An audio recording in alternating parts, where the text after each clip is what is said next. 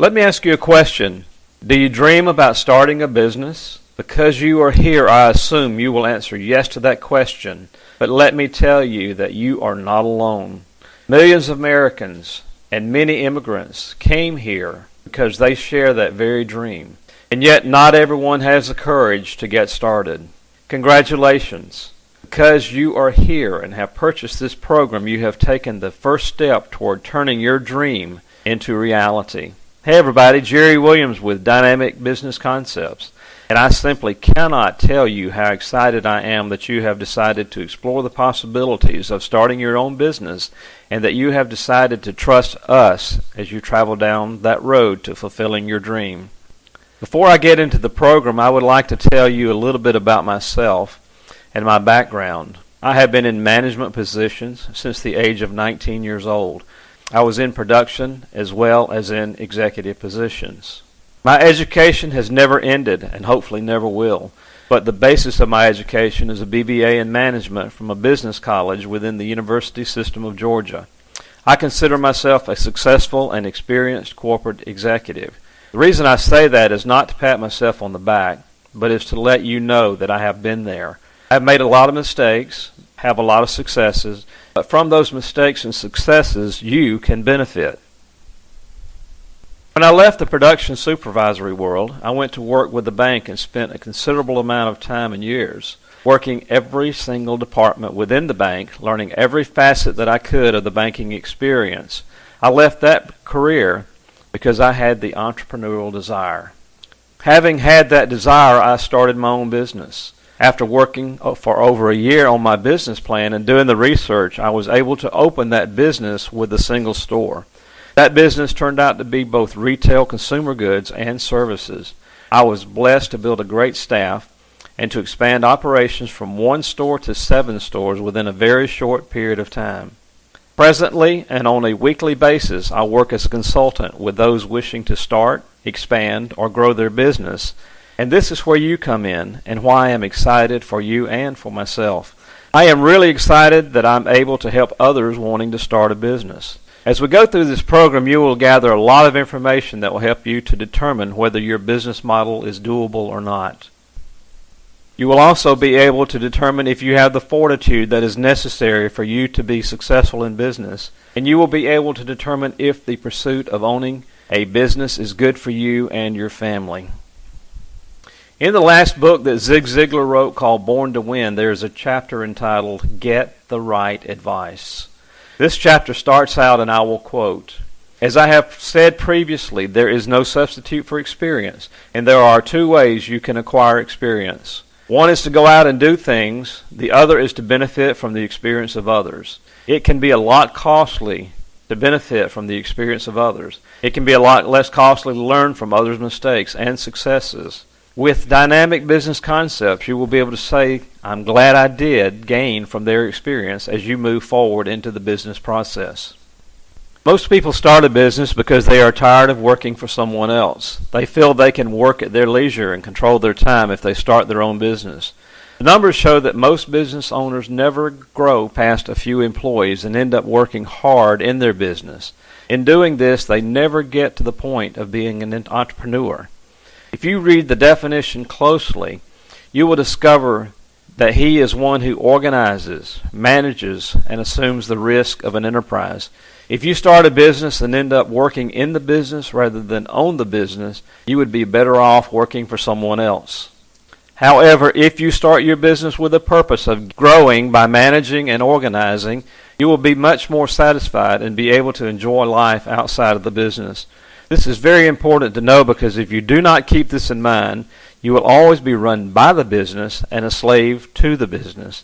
Now let's talk about what is at the core of starting a business. By attending these comprehensive series of workshops, you will be able to test your business idea and get started by heading in the right direction. If you join us for the 5 sessions, you understand the basics of determining what is involved in assessing your business idea. You will have some ideas for marketing your product or services. You will have an understanding of business financials and how they work, and you will find out how to finance or fund your business. The module that we're doing today, Module 1, The focus is on the basics of testing your business idea and identifying the key factors that you need to know for startup success. Our Startup Basics module will provide you with an overview of the skills and tools you need when deciding to start a business. In this module, you will learn about the advantages and disadvantages of owning a business, the most profitable form for your business, and the fundamentals of gathering information, a proper business structure, marketing ideas, cash flow, and funding sources. The agenda that we will cover you should see on the screen at this moment. We will go through some benefits that you need to be aware of to continue this program, and hopefully to be able to get you to the point of making a decision to go ahead with your business or not, and that is our main goal. We will go over some myths that you may have heard about business ownership and either confirm or debunk those. We will look at several different types of business opportunities. We will give you some ideas to consider when beginning this journey. We'll talk about organization structure. We talk about insurance requirements. We talk about regulations, government regulations. We'll talk about organization structure. We talk about insurance requirements. We talk about government regulations and what you need to know and where you need to go to research. We will talk about startup funding and cash management. We will talk about business and marketing plans, and then of course we will talk to you about what to do next, which we hope includes joining us for the next 4 modules. Those modules, by the way, will be a lot more in depth than we're able to do in this program today. Just by going through this workshop, you will know what is necessary to develop a plan for success. When I started my first business, I planned for a year. I ran numbers many times. I did demographic studies. I looked for financing. I did all of the things necessary to develop a plan. And then when I put that plan into motion, guess what? It went exactly as planned, only better. How would you like to have that happen to you? Is exactly as planned, only better. I'm here to tell you that that is possible. One of my favorite motivational speakers, Les Brown, says that whatever the mind can perceive is possible. He says whatever you can dream, whatever you can desire is possible, and with the proper plan, with the proper coaching, and with the proper help, it is possible.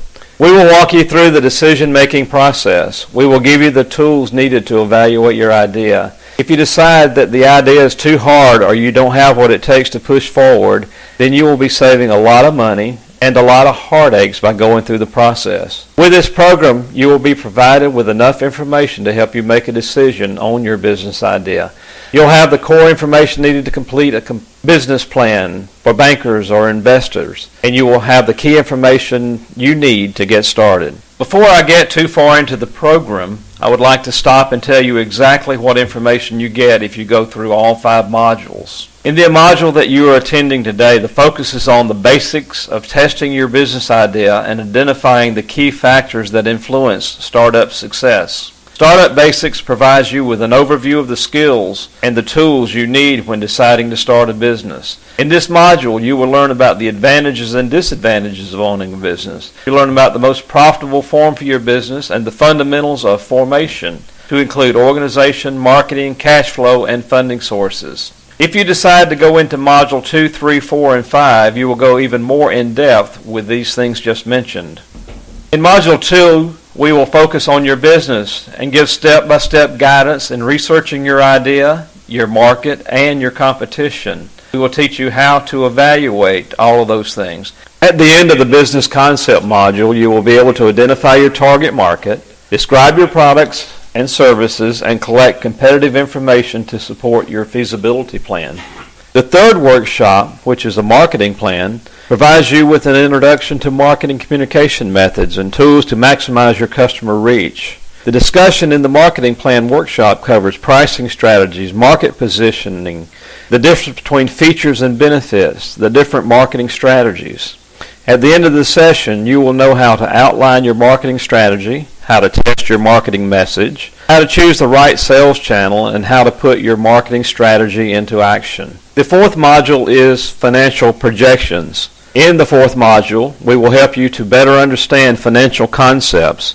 This session reviews sales and prices, financial risk and rewards, true startup cost, ongoing operating expenses, setting benchmarks for tracking progress, and the organization of all your financial information. Then we will help you to forecast sales revenue and to build a solid pro forma with a realistic financial forecast. Module 5 is the final workshop, and it considers financing options. This final workshop offers information on how to finance your small business. In this session, discussions include sources of funds, accounting, and the 6 C's of credit, banking relations, ratio analysis, and monthly preparation and review of financial statements. As a former bank executive, I will give an inside view of how a banker assesses the merits of business plans. At the end of the series, you will have all the tools necessary to decide whether or not to launch your business. In this workshop, we will give you some information that most people never think about when starting to finance a business and where money may be available. You will be very surprised. So what do you hear about business ownership? Let's review some myths that we have heard before. On the next few slides, we will either support or debunk those myths. Have you heard this one before?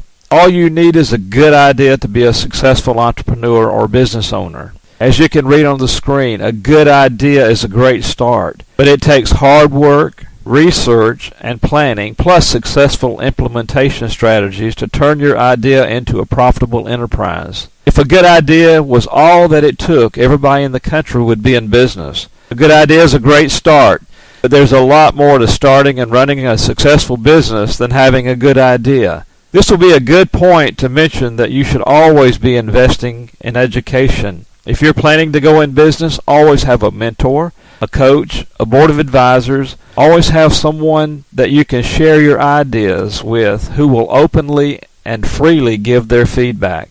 For a little touch of reality, you will work, not probably, but you will work harder and longer than you have ever worked before. But I promise you, you will enjoy it more. The exhaustion fades at the moment you proudly say, I did this. You carry a tremendous amount of responsibility. You can expect to work around the clock for the first year, maybe 2. And remember, you will no longer have paid vacations or sick leave. If you get the flu and don't have measures in place to keep your business running, it can have a financial impact. If you stay with dynamic business concepts after you open the doors, we can teach you a system that will make the business machine run without you day to day. And we can take you to building that possible dream of financial independence. You will be able to deduct everything so you aren't paying taxes. Realistically, you will be able to deduct a lot of things. I believe that every household in America needs to be a business because of the tax advantages. If you want to know why the rich keep getting richer, it's because they know how to utilize the tax system. They are not crooks. They are just savvy enough to hire and surround themselves with the right people who will help to take full advantage of a system that was built for business ownership. Taxes are based on income, which can be lowered by subtracting expenses related to the business from gross income. Strict regulations apply, so keep good records and learn how to make the tax system work for you.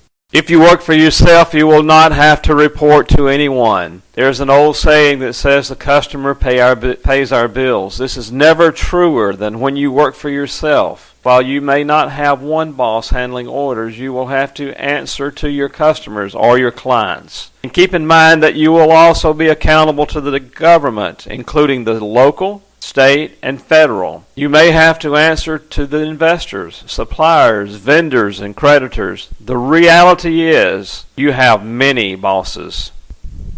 Business owners get to do the work they want to do and only what they find interesting or fun. Here's a reality check. Think again. You will have to wear many hats, juggle many skills. Some of those will bore you, and some may be downright challenging, and some may be your worst nightmare because it's things you do not want to do. Because you have to wear so many hats, you will ultimately carry the bulk of responsibility. And depending on your budget and how much help you can afford, you might have a wide variety of responsibilities like take out the trash, negotiating with vendors, managing employees' issues, dealing with insurance, shipping orders, and handling emergencies. And that list can go on and on. Now this is very important.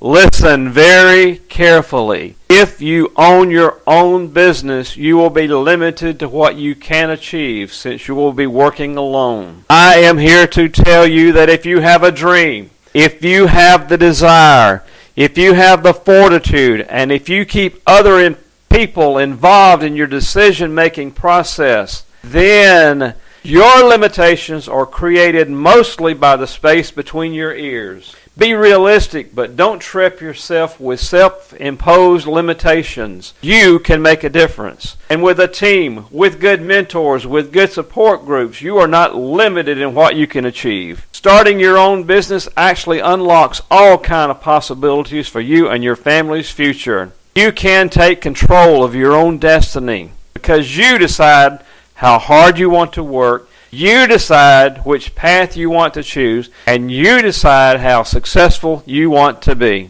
If you have been listening at all, you heard me say that if there is a dream, if there is a desire, if you have a good mentor, then whatever you dream, whatever you desire is possible. So don't let this slide scare you. Most people do not do what you are doing. They do not seek help. They do not seek counsel. They just start. And some, sadly, move toward failure. They do not seek insight. They do not seek mentorship. Therefore, after 2 years, 31% of those businesses fail. But the good news is 69% succeed. You can increase those odds of success because you are doing the right thing. You are getting the benefit of experience. And you will be successful. You will be part of the 69% who succeed, not the 31% who fail, because we are here to counsel you all the way to success. You'll see that after 4 years, we have gone to a 33% failure rate, but we still have a 67% success rate. The statistics are as they are. But there are many reasons why after 4 years, successes seem to be slowing down and actually turning backwards. We will discuss many of those challenges within the remaining modules. We will discuss many ongoing strategies that will keep you from going in the wrong direction. According to the U.S. Department of Commerce and the Census Bureau, after 5 years, 49% of all businesses fail. 51%, however, succeed. This is reality, but again, I will say to you, this does not have to happen. What happens after 5 years is that people get set in their ways and they don't start looking for innovation. They don't start looking for new products. They do not start looking for changes in technology and those type things. If you will follow us, if you will stay with us, then what actually statistically happens to others will not happen to you. You will be a part of the 51% success rate. I would like to make one other point before we move on. These statistics are very good for the company you may work for also. Over the last few years, think about all the quote-unquote established companies that are no longer around. The difference is that you are in control of your own business. You are in control of your destiny. There are some critical success factors that you must think about when starting a business. A couple of those are timing and location. When I started my first business, I knew it was all about timing. I saw change in an industry that I thought was ready to flourish because of change in technology. I saw the opportunity to become part of an industry ready to explode, and explode it did. The second challenge came in finding a location, and that turned out to delay my project. I did multiple demographic studies, and I found out where I wanted to go was not where I needed to be. So I decided to trust the study, and in doing so, I nailed the first two critical success factors. I hit the timing and location nail on the head. You need sufficient startup money or capital. Now pay close attention here. You need to run your numbers. You need to know your startup cost, and you need to know about how long you can run the business in an unprofitable manner and still survive. It usually takes longer than expected to become profitable, and this is very critical. Another thing that is critical to your success is your management ability and your multitasking ability.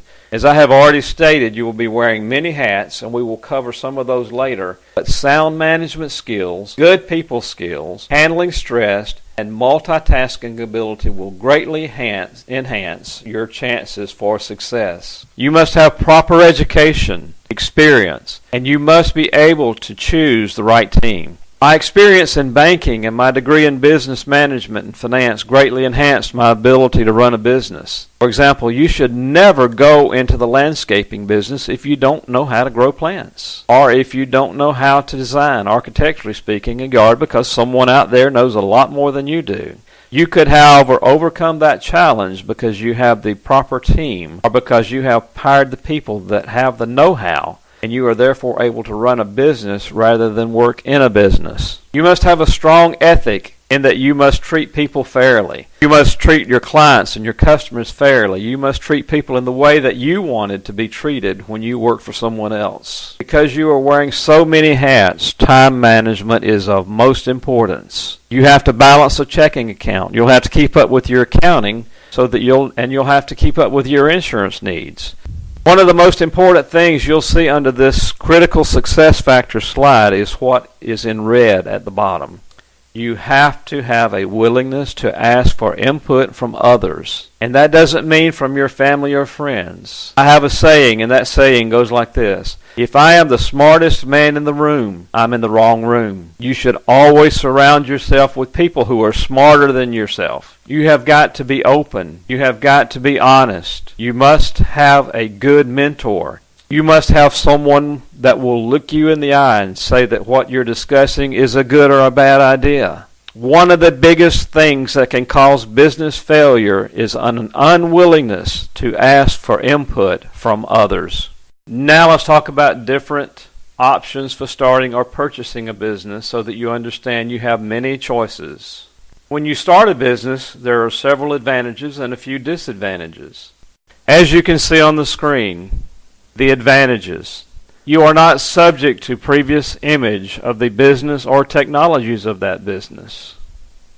We will talk about the advantages of buying a business on the next slide, but let's suppose for a second that you bought a business that had a bad reputation, and the owner did not take care of his clients, and they would not handle complaints properly. When dealing with previous images, that could be a good or a bad thing. When starting a business, you get to choose the name, the location, the logo, the relationships of vendors and suppliers, and that is a tremendous advantage.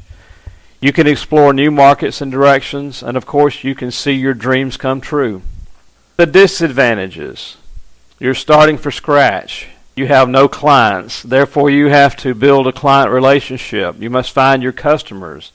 You must find your vendors. You must sort through them for the best prices and the best ability to serve you.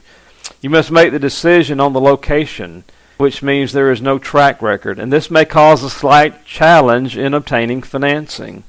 One of the disadvantages from all of that is that you could see your dream become a nightmare.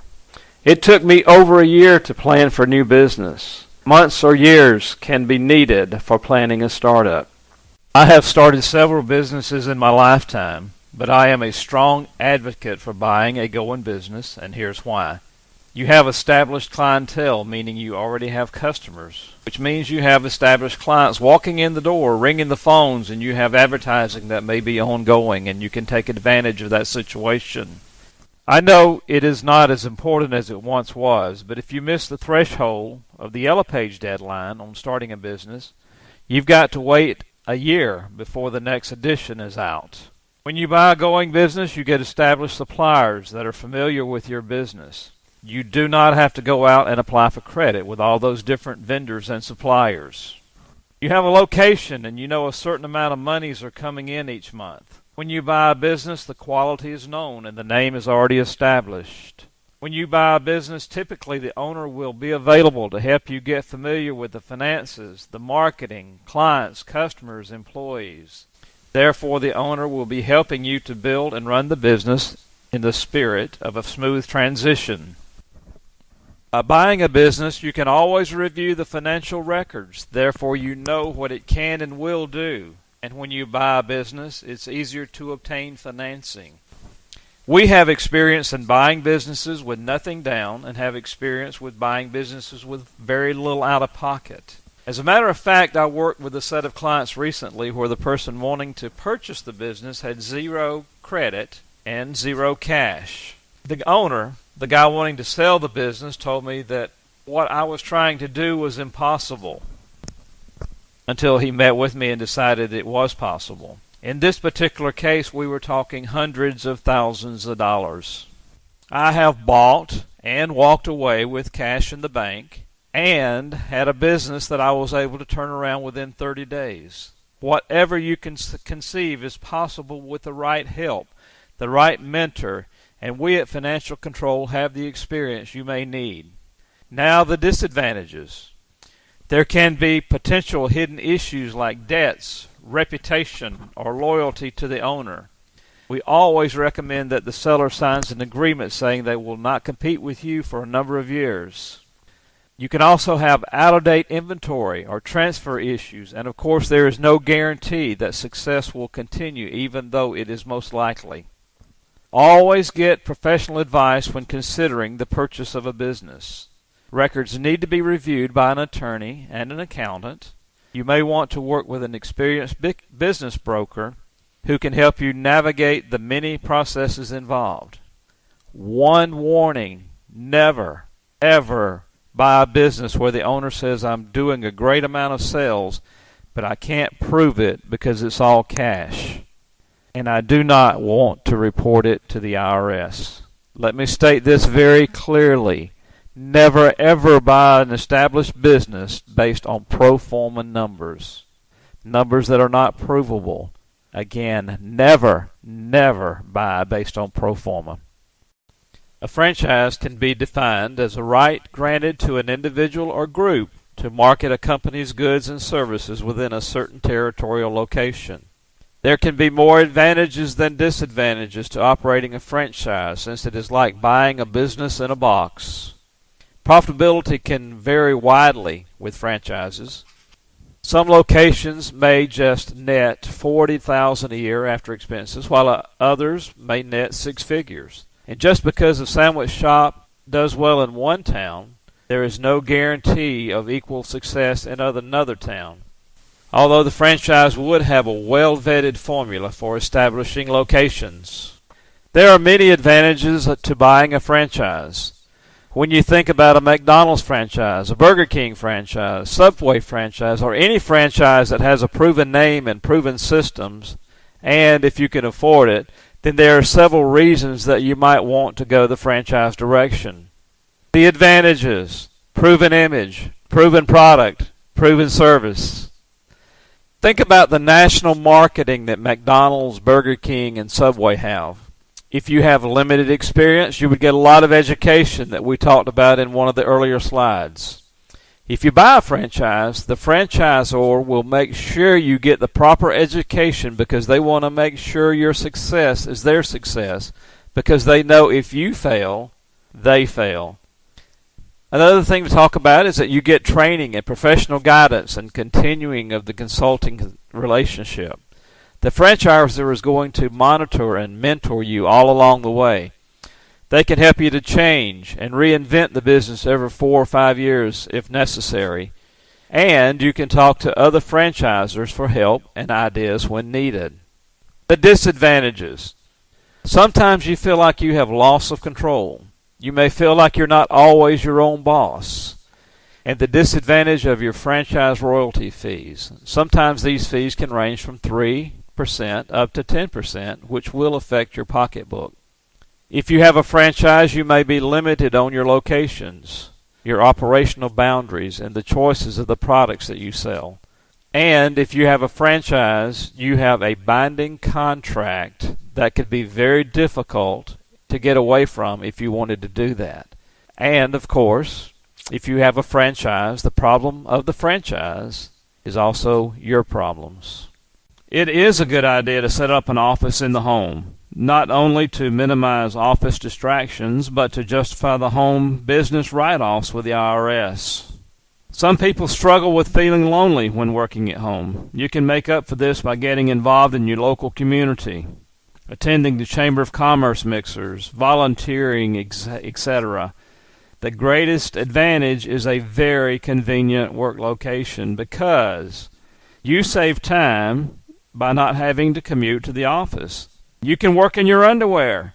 It's less expensive than going out and renting an office to work out of, and the startup costs that are generally associated with doing that.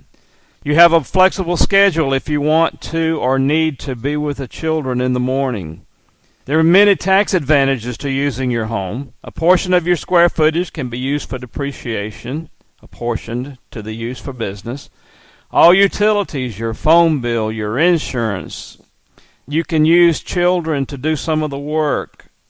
Pay them, and thus move money from your higher tax bracket to a lower bracket, and even some taxable depreciation may be available on the property. Now the disadvantages. The baby's crying, or deed restrictions. Your neighborhood covenants may say that you cannot have a business in your home. You are isolated from others. If there are children, they may come in and around, becoming a major distraction. Friends may think that just because you work at home, you are available any time of the day. They may understand that you need to be on the phone with some clients, and of course, know that our old friend, the IRS, loves to scrutinize home-based businesses. Let's talk about not-for-profit, or non-profit, as many refer to it as. In my daily life, in my consulting, I have many people come to me who have the heart to help other people, and that's basically what the not-for-profit status is intended to do. The advantages of a not-for-profit: it allows operation in a not-for-profit status with no shareholders, with no owners. Allows non-profit under certain circumstances to apply to the IRS for a 501c3 status, which allows personal deductions of contributions made to the organization. Number 3, allows under certain circumstances to apply to the state for a state sales tax exemption, which precludes payment of state sales and use taxes on purchases. Number 4, it operates with a minimum 3-person board of directors. Can pay salaries to employees and consulting fees for work done on its behalf.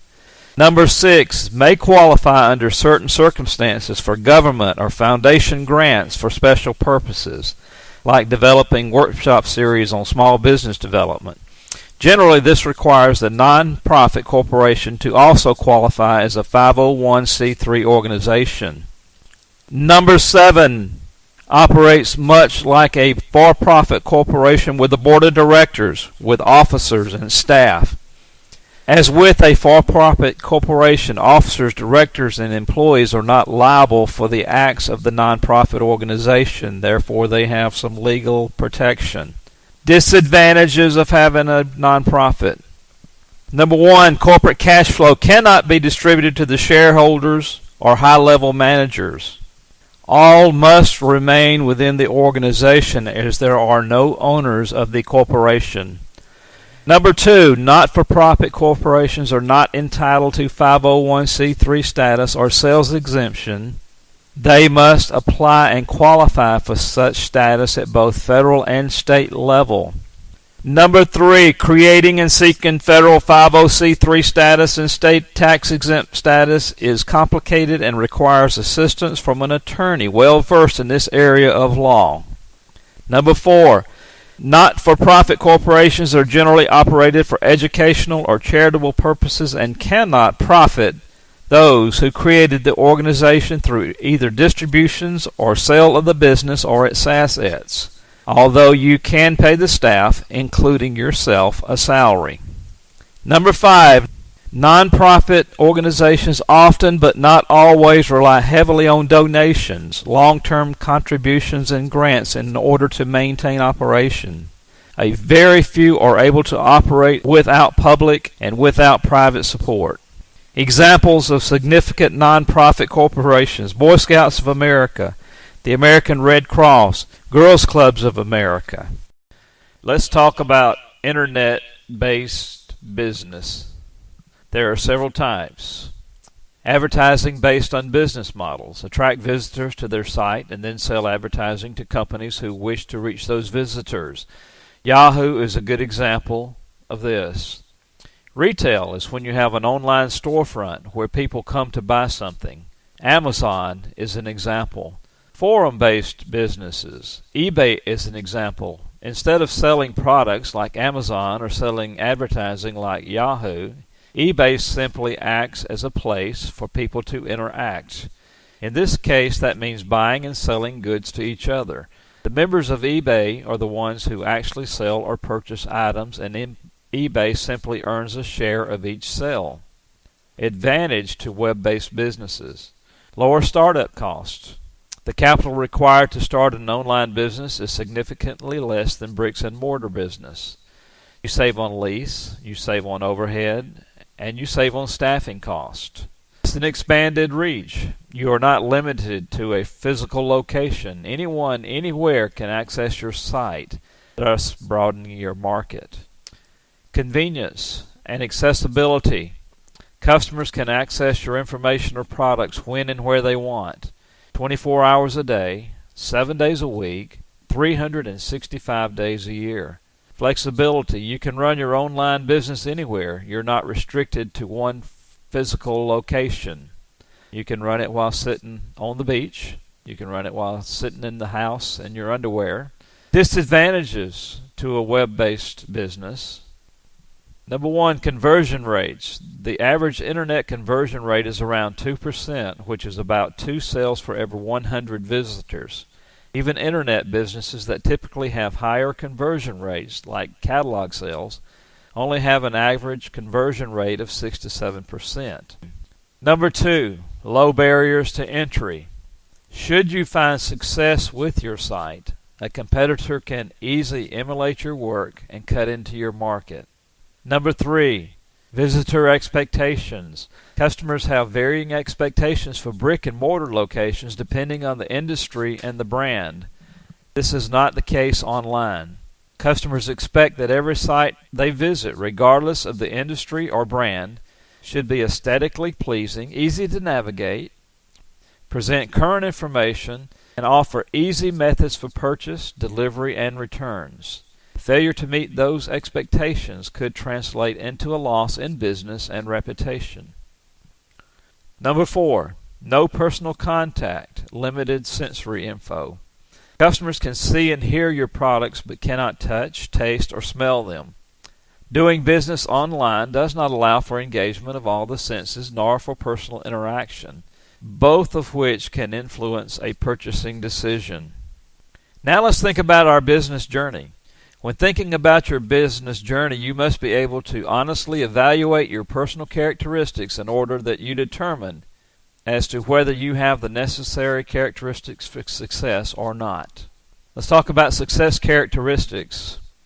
As a business owner, you're going to have a lot of responsibilities. You need to make sure that you are prepared to handle them. Here's the simplest test to determine if you have the characteristics necessary for success. Honestly and openly answer these questions to yourself as we go through them. Are you a self-starter? Do you drive yourself? Do you have a red-hot or white-hot burning desire to succeed? And are you able to take a project from start to finish? Are you resourceful if you don't know the answer to a situation or challenge? Are you responsible to handle your finances properly? Do you have good work ethic? Do you treat other people fairly and in a responsible manner? Are you organized? Are you hardworking? If something doesn't work one way, do you persist enough to find another way that will make it work? Can you make decisions, and in doing so, incorporate all the advice you can with all the resources you can find in justifying and evaluating the decisions? Is your health good enough that you can handle a little stress, and is your family behind you? You know in your mind whether you have these characteristics or not. But if you have these characteristics and you want to move forward, I am here to tell you that business success is possible. So, how many positions will you have to fill within this company? To begin with, you will fill many positions. On the screen, you will see the typical departments and functions involved in most businesses. There are important considerations, though. Will you take on all of these roles? Do you have weaknesses in any or all of these areas? For example, are you uncomfortable working with numbers? If so, perhaps you should plan to hire a bookkeeper or take a class to improve your skills. How do you envision your organizational chart now and in the future? Which roles will you hire out, and in what order of priority? Are you comfortable in a sales role? If not, Do you have some concerns about how you will handle sales for your business? Are you comfortable hiring, firing, and managing employees? This is another important function involved in your business.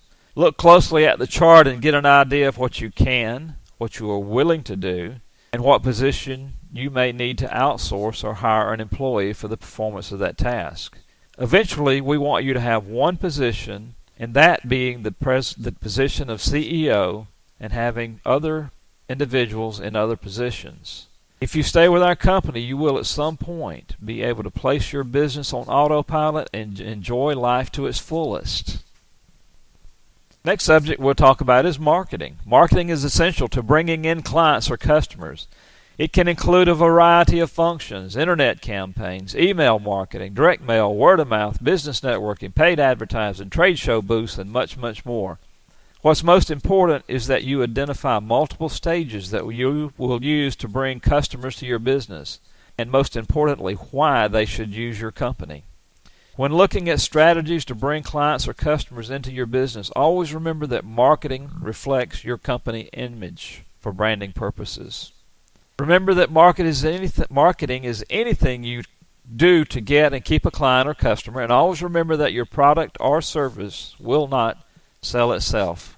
You've got to market the benefits, the reasons why clients come to you, and always look at the benefits from the standpoint of the client. Anytime you go to market something, always think of your products and services from the perspective of the client. Think of those things in terms of only what's in it for the customer or client. This is covered in more detail in Module 3 of our full 4-module course. So I hope that you will join us in that endeavor as we look more in depth into marketing and what you need to know and how you need to do it. In the marketing module of the continuation, we will help you find methods to be able to evaluate your competition by knowing their strengths, their weaknesses, their opportunities. And of course, we will look into how they threaten your company. We will help you to identify by means of comparison your ideal client, and then compare to your top competitors in order that you build your business model.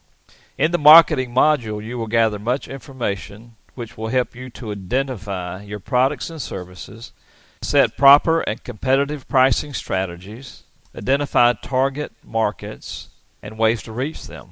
In short, we will help you to develop your marketing plan. Let's talk about sales.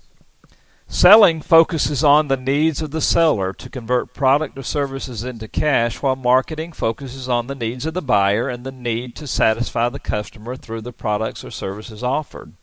Many entrepreneurs are resistant to selling, especially if you have never done this before. But when you own a business, you have no choice but to put on a salesperson hat. I must admit that sales are one of the most difficult areas of business for me, especially if you are out knocking on doors. When clients come to a counter, I'm okay.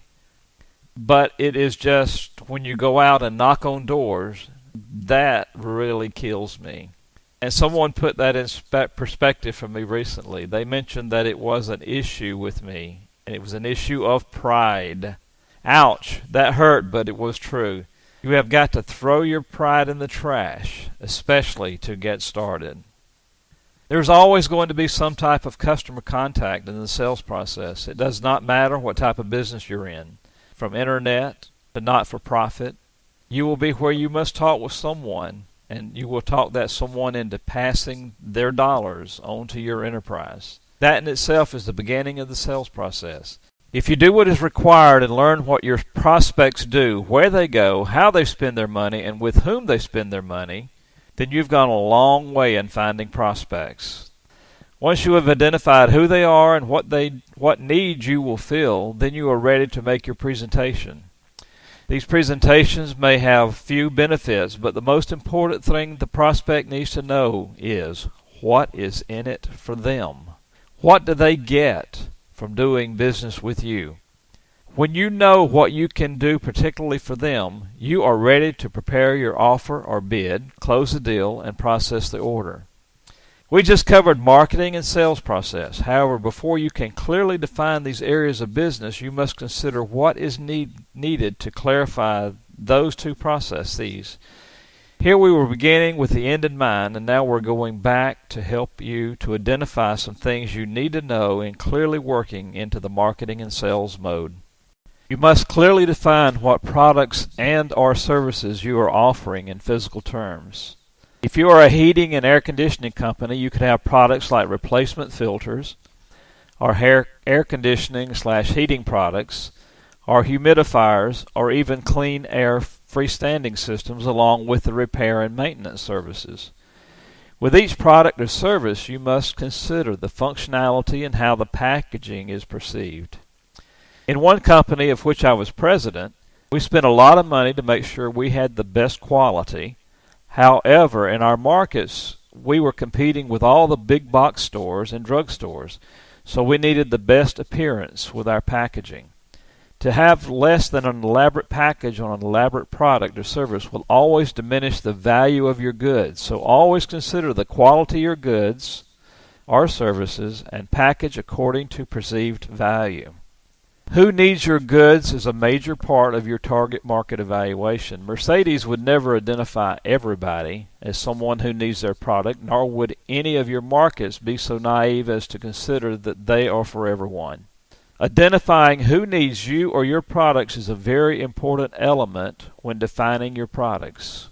Why do they need what you offer? In the automobile example just mentioned, for one type of automobile it may be safety and comfort, or even prestige. But another auto manufacturing company may target those who need price and just transportation.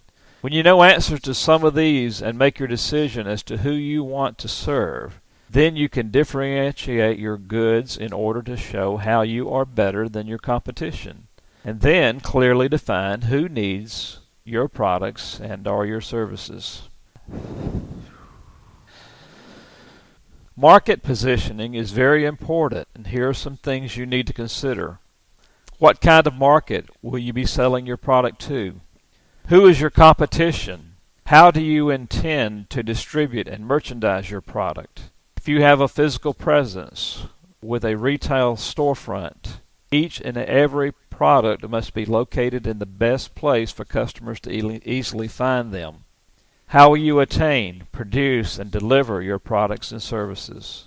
Where to locate may or may not be of importance, so consider the following. Is physical location at all a consideration? How about phone book location or web connections? These are things that should and must be considered. Where there is to be a physical storefront, careful consideration must be given to the location. Many demographic questions must be answered, like how far away are those who will buy my products? What income ranges do I serve? What age groups do I know I will serve? How often will they buy? I worked within a bank, but before starting my business, one thing I learned was to always go to where your customers can easily get to you. I was working within the bank when I opened my first business. I ran demographic studies for over a year to determine the best location for my business, the location I wanted to go to demographically, considering all the things previously mentioned. Who will buy my products? What income ranges will the business serve? How close are they to the location? How often will they buy?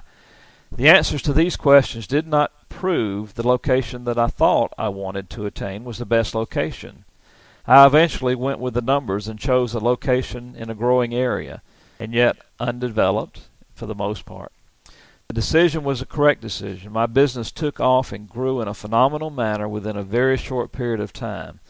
As a matter of fact, because of my connections within the bank, the demographic study I had done, I was very instrumental in getting the bank to locate directly in front of my business.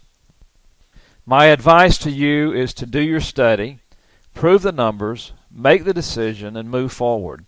In merchandising within the location, position products very carefully and move them around if needed, being very careful to group complementary products. Let's talk about strategic market branding. Before you open your doors, think in an in-depth manner about what you want your business to be known for. What does the business name say you are in regards to those who you serve? Do you want to be a low-price leader or quality known with prestigious pricing, where those who purchase from you love to say that the Mercedes product costs much more than the average man can afford. Think about what colors or images say about your business. Your market identity is very important, and if you want to dominate your market, then from the beginning you must have an image that says you are the price leader, quality leader, service leader, or even the largest in the area, region, or country. Go ahead and build that image in your mind and portray that image to those you want to reach. When going through the mental exercise, think about all the brands you know, like McDonald's, Nike, Apple, and Victoria's Secret. Look at how those companies send a specific image to your mind, and then try to relate that vision into your company. Company branding is very important and will be covered to a greater depth in the optional workshops and modules. Your price is the strongest signal to the customer as to the product's perceived value and your position in the market. The customer always sets price. It shows what the market can bear. Think about these things when considering your price. A higher price equals higher expectations and vice versa. A low price might lead to loss of perceived value. Avoid price wars. Figure out how sensitive your customers are to the prices. Bundle prices together to create more value. Credit terms can make your product more attractive. And this one's very important. Do not lose money. There was an old saying when I was in one business, and people would cut in their price to the bones. And they said they were losing money, but they were going to make it up in volume. Let me tell you, that's funny, but it doesn't happen. Also, know your exact cost of every single product or service, and know your competitor's price. Know your competition inside and out is one of the things I just really cannot overstress to you. Know your competition. And always know the following things about your competition. Know the size of the operation and a rough estimate of the employee base. Know their price and their quality. Know their services and products that they offer. Always do what we call a SWOT analysis so you know the reputation inside and out. SWOT stands for strengths, weaknesses, opportunities, and threats. Not only should you know the competition and how they relate, but also know your own strengths, weaknesses, opportunities, and threats, and how your competition may think about your company. Herbert Hoover, American president, said, "Competition is not only the basis of protection to the consumer, but is the incentive to progress." Please allow me to explain with an example. I consulted with a client who had been in business for over 15 years, could not identify the competition in terms of products, services, quality, or prices. A lot of people that think once they open their doors or put out a shingle, the work is over. If that's your way of thinking, then a job may be best avenue for you. When the doors are open, the tactical and strategical war begins. To me, that's the fun part. Knowing the strengths, weaknesses, opportunities, and threats, and attacking those areas that we can attack. Never tell a lie about your competition, but in telling the truths about them, which will benefit your company, you may be the one to survive during economic turndowns. Keep in mind also that they are keeping tabs on you, so keep your own house in order. Understanding your competitors helps you in positioning your business. Study at least 3 competing businesses. Figure out where your prices fit, what guarantees they offer, and what advantages and disadvantages they have. Now let's get to some necessary details. In these details, we will cover important considerations for your business, like whether or not you should form a corporation and what kinds of insurance you may need. Okay, here we go with some more very necessary details. Let's talk about some things you really need to consider before you ever open the doors. And let's talk about what type of business structure should you have. Most people start out as a sole owner, which would be called a sole proprietor. The owner is the sole manager, the decision maker, and income tax is based on your individual return. Now, the downside to that is that the owner liability is unlimited. If they sue the company, they're suing you. Startup capital may be difficult to raise unless you have home equity loan that you can tap into, and then you've got to be cautious not to tell the bank that you're borrowing the money for a new business. Another thing on the downside is business may dissolve when the owner dies. Remember that with any form of corporation, there must be bylaws, annual meetings and minutes of each meeting. These steps will help protect you personally from outside attacks and keep the corporate veil in place. A corporation is a separate being from you, and it is very important that you keep it that way. I mentioned that, and we'll talk about corporations a little bit more in a minute, but the sole proprietor is the riskiest way you can go in business, especially when you're dealing with other people and other people's money and other people's businesses. So please listen carefully as to what may be necessary for you to protect you, your family, your livelihoods, your goods, your assets. Those who choose to attend our elective workshops will get more detailed information than we were able to provide in this module. Let's talk about the partnership. Partnership is used to share management responsibilities between co-owners. A partnership may be used when one partner is an investor.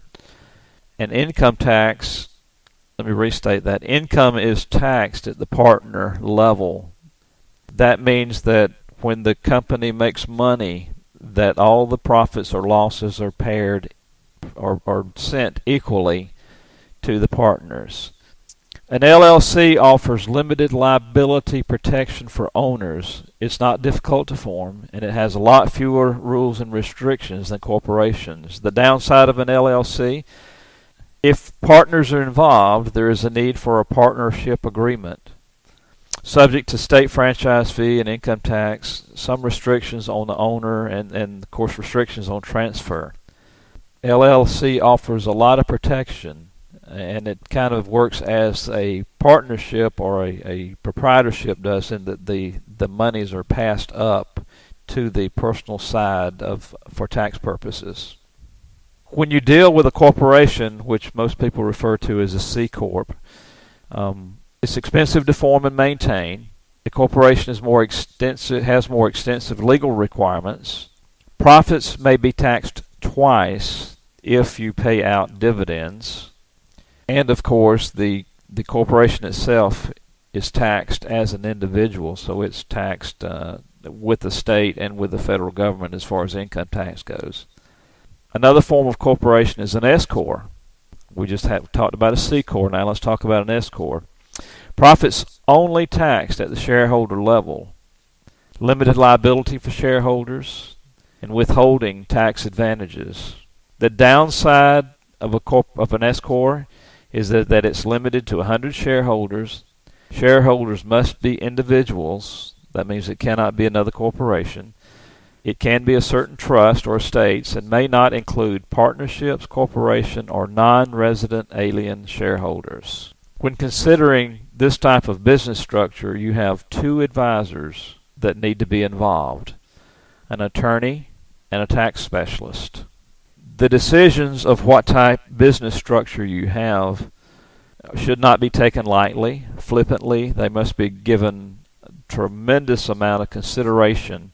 And I recommend, again, like I just said, that every person that starts a business talk with a tax specialist and an attorney to make sure that they form the business in a manner that will protect you as an individual and protect your assets, your income, and even the transferability of the company to another owner. Another thing that you must consider without fail is insurance considerations. There are many forms of insurance that must be considered when starting a business. Please don't get caught short in this area. Let's cover some of the types of insurances that are available. Property, which covers fire and other losses to buildings, building contents, inventory, home, or office for the business. Liability insurance covers bodily injury and property damage to others caused by accidents on your property. For example, if a customer slips and falls at your place of business, then you would have the insurance to cover that. Of course, motor vehicle insurance Covers bodily injury and property damage resulting from the business use of your motor vehicles. For example, if you have an employee who drives a company car or makes deliveries, you need the extra coverage. Another term you need to know is umbrella liability. Provides an additional layer of liability insurance above the limits provided in your basic automobile and general liability policies. Workers' compensation insurance covers injuries, death, and loss of wages to workers on the job, including the owner. If this coverage is not provided, injured employees may sue the owner for damages, including lost wages. Since we are trying to be your most trusted advisors, let's just say that it is required if there will be any employee other than an immediate family member, and if there are 3 or more employees. If you are under the 3 employees, it is still recommended. Health insurance. If you rely on your current job to receive health insurance, you will need to investigate private insurance options. Life insurance. If your family relies on your income, then life insurance can take care of them if something happens to you. Business interruption insurance covers the loss of income you might have if a disaster requires your facility or storefront to be rebuilt. Business interruption insurance is not sold as a standalone policy, but it can be added to the business property insurance policy or comprehensive policy package. One of the advisors you must listen to is a good insurance executive that can answer the questions you may have in regards to what insurances you should have and can give you good advice as to what limits you should have on each type policy. No business is ever complete without government regulations. There can be many regulatory agencies that must be contacted when doing your business startup. You will have to get very familiar with those needed in your particular line of business. But there will be a business license with your county. Certain zoning restrictions may apply for home-based businesses or businesses in certain categories, such as those that sell alcohol or used goods. If you hire help, you need to comply with labor laws. These guidelines show how many hours an employee can work, the frequency of breaks, and many other factors. There are also laws governing the hiring of immigrants. As an employer, even if the person you pay is yourself, you must follow IRS and state guidelines for withholding taxes, Social Security, and then set up accounts with your bank to deposit these funds. You will need to go to the IRS website and get an employer ID number, more frequently referred to as an EIN. You must prove that those you hire are legal to work in this country by completing a form. There are other regulations like workers' compensation, just in case an employee is injured on the job, and unemployment insurance, both state and federal. We at Dynamic Business Concepts are here to guide you through this process that can honestly seem overwhelming, but remember, we have the experience to help. We've alluded to a few of these, but let me give you a good list of contacts that every business owner needs. I hope you're taking notes on all of this because it is very necessary. And of course, the slides are in the handout that you have. But just listen very carefully. You need a good banker. You need all these people if you want to be truly successful and operate your business safely into growth. You've got to have these guys. A good banker, a good relationship will assist you in obtaining loans and credits. A good lawyer will handle the legal setup of the entity and any lawsuits that may arise. A good accountant, where you file your quarterly taxes and keep you up to date on any accounting requirements with federal, state, and government and county government. They will also help you to take the most deductions allowed in business expenses. A good insurance agent will shop around for the best coverage and pricing for your policies so that you will not come up short should some unfortunate event occur. A good insurance agent will also talk to you about the limits. They will look and explore what you may or may not need, and they will not try to oversell you.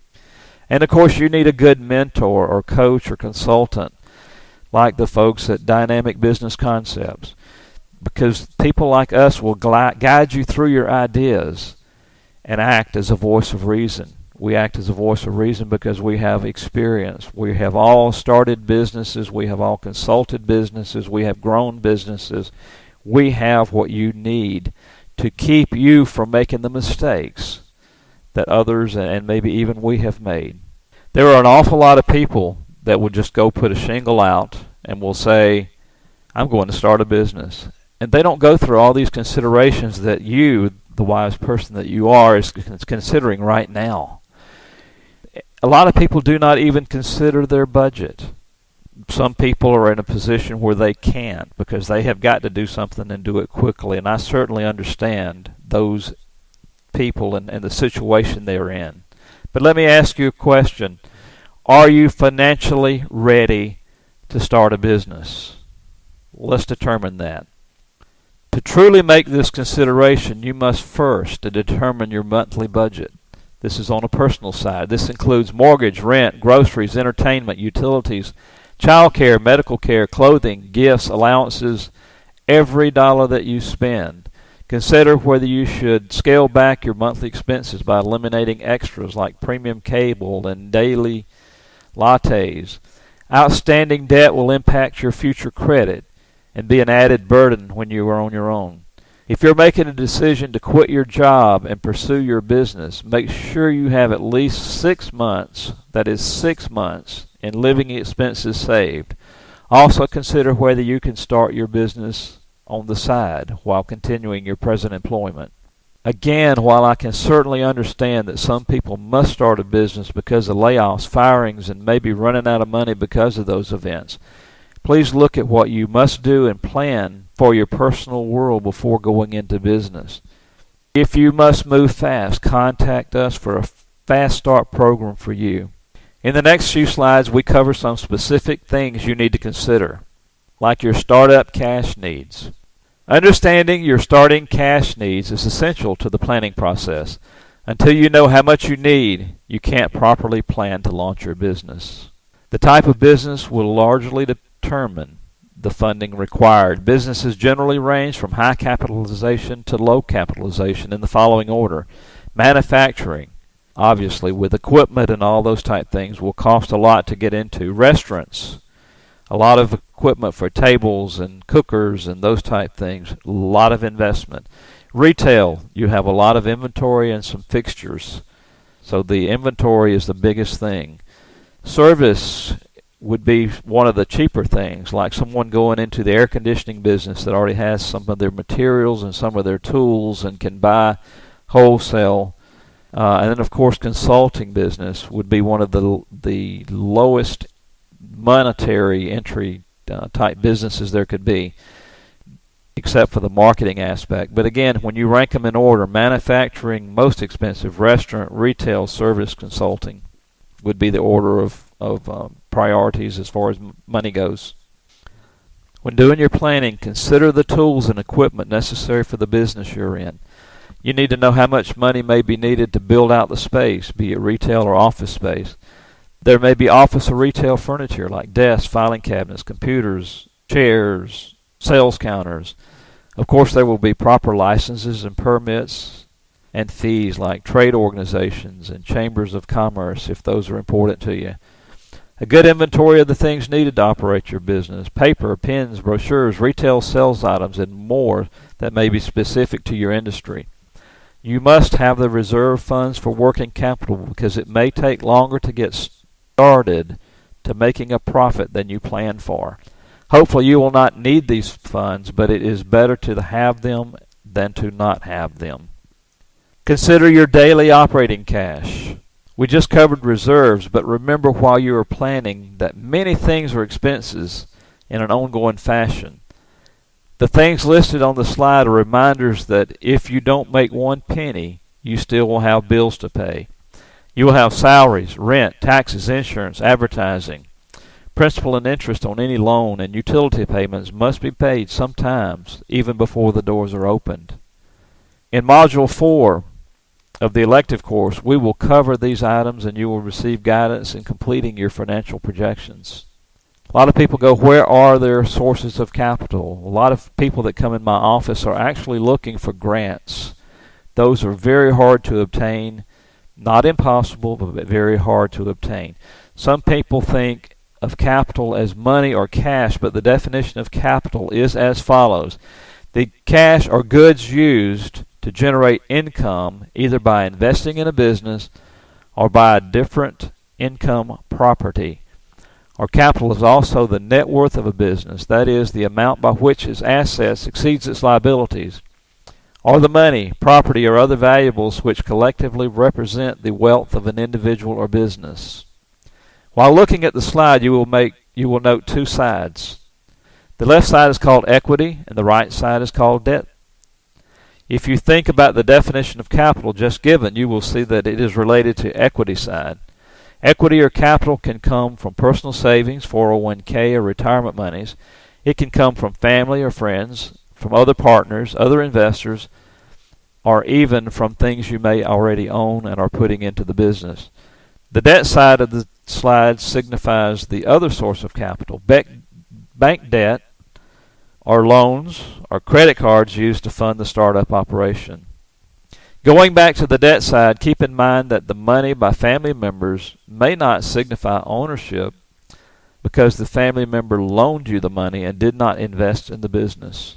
Simply put, equity does not have to be paid back, and debt always has to be repaid. Now let's talk about the lender's view of the borrower. Unfortunately, when you go to a bank or any institution, and I know this from experience because I was a banker at one time, you always have to be ready, be prepared to answer all of their questions. But some of the things they're going to look at and look at very hard before you even get to that point are listed on this slide.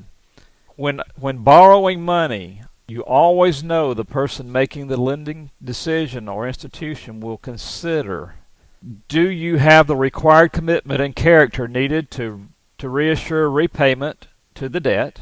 Your commitment can have many forms. I had an investor at one time who laid out some requirements that had to be done before they would advance the money. Other lenders look at credit rating to determine the character and reputation.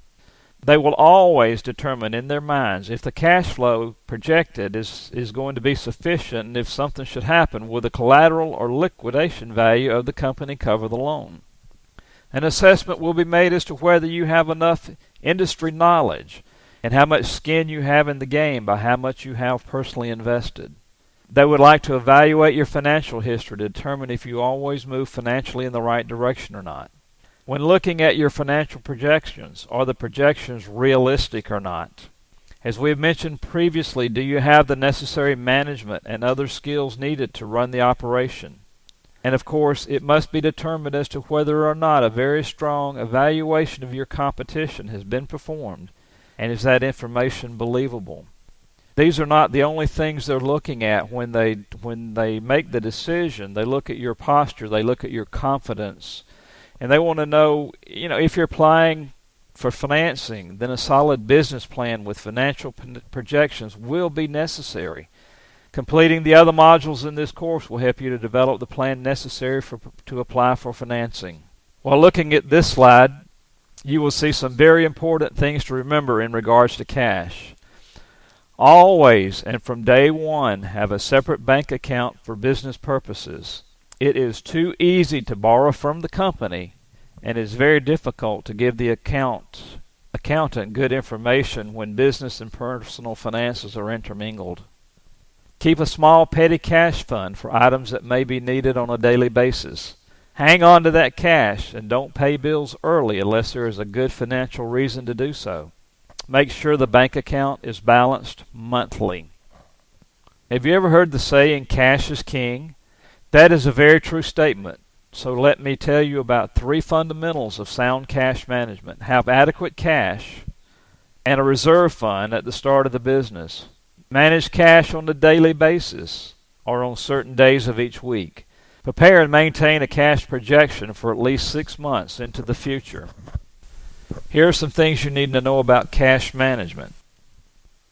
If monitored on a regular basis, cash shortfalls can be detected before the problem hits.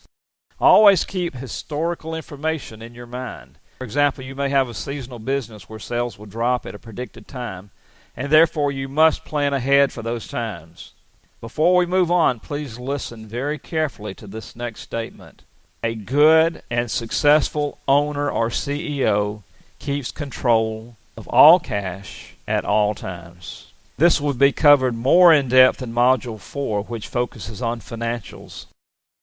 I hope you will take time to look at the exercise that should be in your handouts that deals with small business readiness assessment. The assessment itself will indicate strengths and areas to work on with your mentor or other associates. We will also use this assessment again in Workshop 5 so you can see the difference in your knowledge and understanding of what it takes to have a successful business then or now and how it is at that point. Please read the following statements and assign between 0 and 10 points based on your level of agreement with each statement. The more you agree with a statement, the more points you assign it. If you do not agree with the statement, then you can give it a 0. Calculate the subtotal for each section and see your results on the second page of the handout. Stop the presentation now and complete the assignment, as this is a very important step for you in determining if you should go with this project or tweak it a bit. The worksheets are in your workbook. Please stop the video at this time and take about 10 minutes to do the readiness self-assessment. Welcome back. I truly hope that you took time to evaluate your readiness self-assessment and you made plenty of notes as to whether you could possibly move forward with a business venture to make sure that you have the mentality, the fortitude, the strong desire to move forward. So hopefully you are satisfied with your results and ready to move forward with what information you need to know about business and marketing plans. The slide you're looking at now would be business and marketing plans. A business plan is required if you intend to get a loan. Even if you don't get a loan, it is something you really should do annually. Creating and thinking about a business plan causes you to think through all the important details you might not otherwise think about. It becomes a roadmap for your business, giving you an objective view and a document that you will revisit and update again and again yearly. So even if you hate the idea of creating a business plan, you must understand that this is an important step in helping you to establish a foundation for your success and growth as an entrepreneur. And it will be absolutely necessary if financing is to be obtained. Let's cover the things that you should have in a business plan. A good business plan would have a good cover sheet to it, which would include your logo, if you have one, to start product recognition. It'd have a table of contents to let the reader know what is included in the document. An executive summary would give an overview of the company's inception, current talent of the owners, and a map for success. Let me make a note here, though. This is the last thing that you do in a business plan. You create the plan, and then you come back and do the executive summary. Section 1 of the business plan is what the business is going to produce or service. Section 2, which will be financial forecast, is a detailed plan of where the money will come from, how it will be spent, and forecasted growth. Section 3, which is supporting data, it is a due diligence backup of what the facts are and where they come from. The real advantages of a business plan are that they are the map for the business success. Detailed business plans are required, again, when dealing with banks or other funding sources or lenders or investors. More is discovered in the Dynamic Startup workshops. You will be led to building a business plan and helped in determining if your plan is doable or not. Now we will cover those items that we just talked about in more specific terms. The executive summary. The things that must be written into the executive summary are a brief description of the business, how much money will be needed, what the money will be used for, a statement as to the fact whether you will seek a loan or invite investors in, and of course, when you will repay the loans. Although the topic appears first in the plan, as I mentioned previously, you normally write it last. Wait until you are almost done so that you can include the main thoughts. You should cover the most important facts such as sales growth, profitability, strategic focus, and those facts that may change during the planning process. The contents of the summary depend on the goals of your plan. For example, if you are selling a business idea to investors, you should include highlights that will invite and encourage potential investors to read on. That might be growth rates, competitive edge, and an exciting new technology. The first section of the business plan is the business itself. This is where you describe your business, what products and services it offers, and the market need. This is where you will explain the business location, the competition, and you will also describe who will manage the business and give their related qualifications. You will describe how funds will be used in the business for the startup. For example, you might list equipment purchased, inventories purchased, furniture purchased, and those type things to explain where the startup monies are going. The next section would be the marketing plan. In addition to the business plan, every business should have a separate marketing plan. This plan helps you focus on the ways you're going to get customers to come to your business. Considerations of your marketing plan are present and potential customers. The competition. How large is the market and how can I make a profit? What are the barriers to market entry? Define who your customer is. Define where your customer is located. How do they value your product? How much do they value your product, and can you price appropriately and still make a profit? There are other things that are important when working on your marketing plan, like what are my customers' buying habits? How often will they buy? What are their age ranges? What are their income levels? I just raised a lot of questions in your mind, and all of these questions take a lot of thought, a lot of researching. So let's talk about where you may get some of this data from. A lot of the information can be gotten by information on hand at local chambers of commerce. Some banks some civic groups have a lot of information or resources for such information.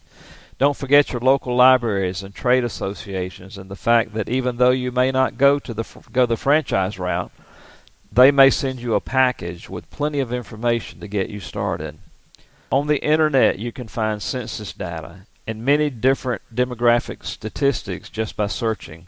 Many other sources are included in your workbook. There is a page there's actually 2 pages that have links for some major sites for research purposes. Section 2, Financial Forecast. The second section of your plan should include financial forecast. This will include a capital equipment list, a list of income and expenses, and a list of assets, liabilities, and equity. Also in this section, there will be cash flow explanations. There will be an explanation of the break-even calculation, and if it applies, there will be historical records. When dealing with the lender, these must be your own numbers and not numbers based on calculations made by someone in a similar business in a different state or city. When you make your financial forecast, make sure they are realistic as you can make them, because impressing a bank enough to make you a loan is not good enough for success. You must know your financial forecast in your own heart and in your own mind. You must know that the venture is doable and sustainable. You will note that Section 3 should include supporting data, therefore a written description of how you arrived at your numbers. And of course, we will work on these in great detail in Module 4, and participants will also receive pre-matted spreadsheets. Continuing this course for all 5 weeks will be a great help in assembling this information. Congratulations, you have made it through the process of finding out what information you need when starting a business of your own. While we would love to have you in our portfolio of success stories, we will also be happy if the fact that our information may help you to keep from making a big mistake, as well as to help you make your own life, the life that you've dreamed of, the life that you've always thought you might have, or the life you deserved. And we're glad to be there with you for that. Much consideration must be given to starting your own business.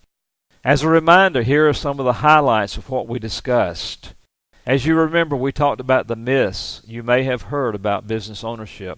The several different ways to get into business was discussed in depth, like buying a business, getting a franchise, starting up your own business, the home-based business. You can even evaluate and determine which is best for you and your situation. Then we discussed what information and evaluations must be considered before and when the journey begins. Many types of insurance are needed, such as life, health, workers' compensation, and losses for equipment. We also looked at government license and permits. The need for financing will require a business plan. Funding and cash management is critical to any business success, so we'll cover this in much more depth in the optional financial module. So what do you do next? If you have the desire burning within you to start a business, then what you need to do is what we've talked about several times already. Go through the next 4 weeks of training, and you will be completely trained to have a successful business startup. When you look at these slides, each of these businesses started with a person and a dream. Even big chains like Walmart and Starbucks started with a person and a dream. Sam Walton and Howard Schultz started with just one store. Just about every big business started with someone like you having a dream. The dream was the start, but it was through hard work and careful planning that the dream became a reality. The Starting Your Business series is to help you form a plan to make your dream a reality.